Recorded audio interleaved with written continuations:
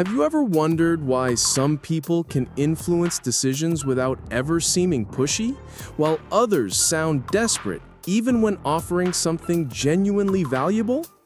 The answer goes against everything you've been taught about persuasion. Forget those courses that promise foolproof techniques for selling anything to anyone. That's exactly the opposite of what works in the real world.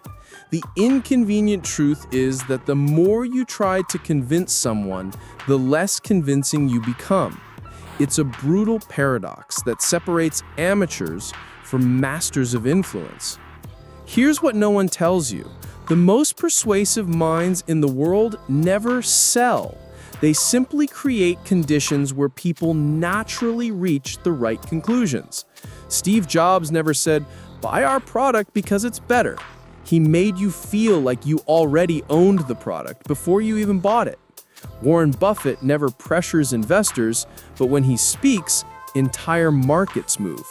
They've mastered something 99% of people don't know: the art of planting ideas that germinate as if they were their own. In the next few minutes, you will discover the triggers, mental tricks that transform resistance into receptivity, but only if used with the precision of a surgeon, because there's a world of difference between influencing and manipulating. And once you understand that difference, you'll never need to convince anyone of anything again. People will simply want to follow your suggestions. How to trigger authority without sounding bossy. True authority never needs to shout to be heard. It whispers and the whole world leans in to listen. Have you ever noticed how some people can influence decisions without ever using phrases like "you should" or "you'd better"? They've mastered something most people don't: the art of demonstrating competence through behavioral subtleties. While amateurs try to impress by talking about their degrees and achievements, masters of persuasion let their expertise shine through naturally, through specific details and practical knowledge. It's like the difference between someone who says, "I'm a wine expert," and someone who simply comments, "This Malbec has interesting earthy notes, probably from high-altitude vineyards." The secret lies in what psychologists call knowledge-based authority. You build credibility through unique insights, not fancy titles. Imagine explaining something complex to a friend. Instead of saying, "Trust me, I know this," you'd naturally share the reasoning behind your certainty. When someone asks about investments, the novice advisor talks about his credentials, but the experienced one says, "In the last 3 economic cycles I've followed, there's always been this pattern before corrections." The difference is stark. One is asking to be recognized as an authority, the other simply is. Robert Cialdini in Influence Psychology shows that people respond much more to evidence of knowledge than to claims of authority. Here's the trick few know. True authority manifests itself through the ability to simplify the complex and anticipate objections before they even arise. Have you ever noticed how experienced doctors explain diagnoses using analogies anyone can understand? They don't do it to sound smart, but because true expertise includes the ability to translate technical knowledge into everyday language. That's why when you truly master a subject, you can talk about it in a way even a child can understand. And ironically, this demonstrates far more authority than using technical jargon. But there's an essential caution that separates influence from manipulation, and that's exactly what we need to talk about. Invisible scarcity is the most powerful because people feel it but can't clearly identify it. It's like a draft of cold air that makes you close the window without even realizing where the discomfort is coming from. We've all been bombarded with those "last 3 units" or "offer expires in 5 minutes" messages that scream desperately from miles away, haven't we? The problem is that most people confuse scarcity with manufactured urgency, when in fact, genuine scarcity arises from context and the natural timing of situations. Daniel Kahneman, in his studies on behavioral economics, found that people value much more what they perceive as naturally limited than something artificially restricted. It's the difference between this opportunity appears only when the conditions align and there are only 2 spots left, which magically renew every week. Timing is everything, and those who understand this can create scarcity through context, not pressure. Think of that friend who always has the best restaurant recommendations. They never say, "You have to go there today," but casually mention, "I stopped by yesterday and the chef was testing a new dish. I'm not sure if it'll make it onto the menu." At that moment, you're dying to try it, not because they pressured you, but because they painted a scenario where the opportunity is genuinely unique. Masters of influence know that true scarcity arises from authentic circumstances, an insight that only works in a given moment, a connection that resonates now, a solution that perfectly fits the current problem. It's like surfing. You don't create the wave, but you recognize it when it's coming and know exactly when to catch it. Invisible scarcity works because it activates our self-preservation instinct without triggering our manipulation alarms. It's pure psychological elegance in action. When you comment that these market conditions probably won't repeat themselves in the next 2 years, you're not creating artificial pressure, you're sharing a contextual analysis that naturally generates a sense of opportunity. The person doesn't feel pressured, they feel informed. And interestingly, this makes them much more likely to act. It's the same principle that makes you want more candy when someone says, "It's the last piece," but applied with much more sophistication. But be careful, there's a fine line between using context to your advantage and falling into the temptation of exaggeration. And when you cross that line, The familiarity trigger. How to spark emotional connection in seconds. Familiarity is the most underrated persuasion hack. It's like having a skeleton key that opens doors we didn't even know were locked.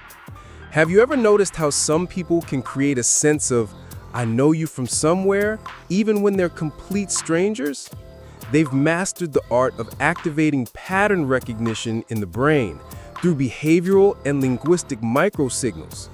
It's not about imitation or being fake, but about finding genuine frequencies that resonate with the other person's emotional experience.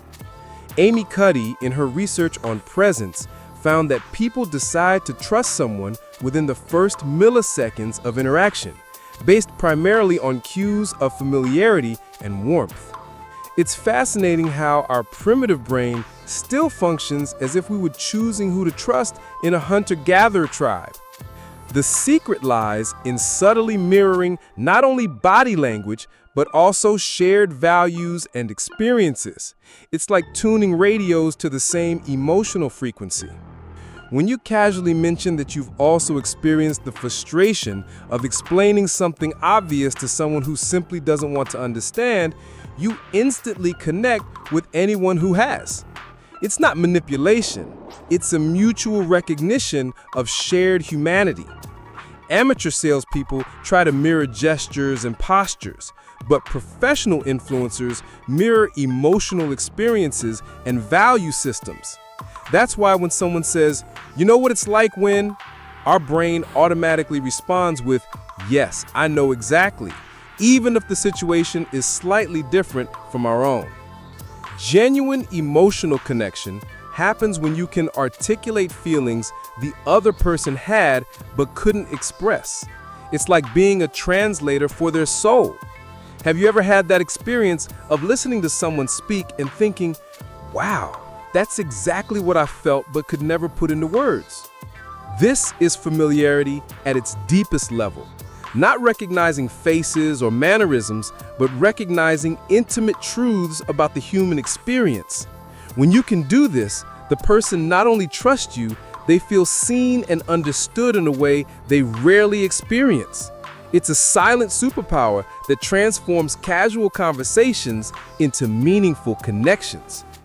But once you establish that connection, how do you use it to guide decisions without seeming manipulative? How to use progressive commitment to drive decisions. Progressive commitment is like building a ladder where each step seems so small that climbing it becomes almost inevitable. And before you know it, you're at the top, without even knowing how you got there.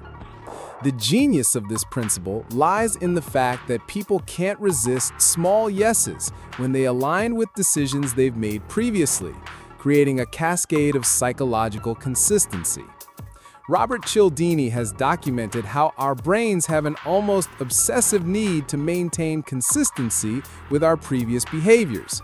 That's why when someone agrees with a small premise, it becomes psychologically easier to agree with larger conclusions that derive from that premise. It's like mental dominoes. You don't knock down the giant piece all at once. You align small pieces that naturally push each other until the final decision seems not only logical, but inevitable. The art lies in designing a journey of micro-commitments that naturally lead to the desired outcome, without the person feeling manipulated or pressured in the process. Imagine you're helping someone make an important decision. Instead of presenting the final solution right away, you start by asking if they agree that the problem needs to be solved. Then, if they see value in a particular approach. Then, if it makes sense to act soon, and so on. Each yes makes the next yes more likely, not through manipulation, but through genuine logical alignment. It's like a psychological GPS that recalculates the route with each agreement, always keeping the final destination in mind, but adjusting the path based on the person's answers. The difference between this and manipulation is that you genuinely believe the final destination is beneficial to them. Progressive commitment works because each small decision creates a sense of ownership over the reasoning process. The person isn't being convinced, they're convincing themselves through their own logic. When someone reaches a conclusion through their own mental steps, they defend that conclusion with much more conviction than if they had simply accepted the suggestion. This is why the best therapists don't give direct advice, but rather ask questions that lead the patient to discover the answers on their own.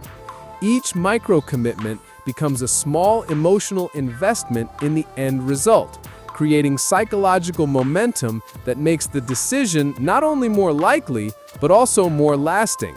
It's behavioral engineering at its most elegant. But there's a real danger when this technique gets out of hand. Avoid the mistake of exaggeration. When the trigger becomes desperation, exaggeration is the silent killer of persuasion. It's like over-seasoning a gourmet meal and turning it into an unpalatable experience no one wants to repeat. Have you ever witnessed those awkward moments when someone uses every mental trigger at once? Talking about urgent scarcity, supreme authority, and exclusive benefits in a single sentence? It's like watching a magician reveal all their tricks at once. The effect isn't impressive, it's pathetic. Dan Ariely, in his studies on behavioral economics, discovered that there's a saturation point where additional persuasion techniques not only stop working, but begin to produce the opposite effect, activating defense mechanisms that make a person more resistant to any form of influence. It's the difference between a subtle perfume that arouses curiosity and an excess of perfume that makes people change sides. The line between elegant influence and transparent desperation is thinner than most realize, and crossing it instantly transforms you from a trusted advisor to a shady salesperson. Think about those situations where you felt someone was trying too hard to convince you of something. Your manipulation radar probably went off not because they were lying, but because they were using too many techniques at once. It's like an actor who overacts. Even if the script is good, the excess makes everything artificial. The cruel paradox is that the more desperately someone tries to be persuasive, the less persuasive they become. Your audience can smell desperation from miles away, and desperation has never been attractive in any context of human life. The true master of influence knows that less is always more. They choose a trigger, Apply it with surgical precision and rely on the power of subtlety to do the heavy lifting. It's like being a sniper instead of using a machine gun. One accurate shot is infinitely more effective than 100 random shots. When you master this restraint, something magical happens. People begin to feel like they've reached their own conclusions, that they've made decisions based on their own wisdom, not your persuasion. They leave the interaction feeling smarter, not manipulated. This creates something no sales technique can replicate: genuine loyalty and spontaneous recommendations. It's the difference between winning a client and winning an advocate for your cause. Now, you hold in your hands something most people will never discover: the secret map of the human mind when it comes to decision-making. But here's the question that will determine whether this knowledge transforms your life or becomes just another piece of information forgotten in your mental drawer. What will you do with it? Because knowledge without application is like having a Ferrari in the garage and never starting the engine. Think about the next 3 important conversations you'll have this week. Now imagine how different it would be if, instead of trying to convince through logical arguments and pressure, you simply applied one of these triggers with the subtlety of someone who truly understands human psychology. What doors would open? What opportunities would arise? What relationships would deepen? The question isn't whether this works. You already know it does. The question is, do you have the courage to abandon old methods and embrace a completely new way of relating to the world? But there's one crucial detail that separates those who just watch these videos from those who truly transform their lives: consistency. These triggers are like muscles. The more you exercise them ethically and intelligently, the more natural they become. If this content touched you in any way, made you reflect, or awakened something, then subscribe to the channel and turn on notifications. See you in the next video.